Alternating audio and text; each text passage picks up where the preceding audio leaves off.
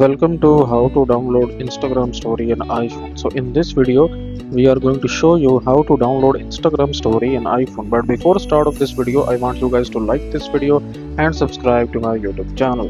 So what you're gonna need to do here, first of all you will open up your Instagram app, and after opening up your Instagram app, what you're gonna need to do here, that you will open up that specific account to which you want to download the Instagram story. So let's suppose you want to download the Instagram story of this account. Tap on this account, and then what you're gonna have to do, you need to remember its username, okay, like this one. Okay, so now you will open up your browser, and you will basically search here for IG story download. Okay, so search for this one where it says IG story download, and then tap on this first link where it says storysaver.net, and then what you're gonna have to do, you just need to enter the name of that specific account. Okay, so enter Instagram account username. So I will just remember the name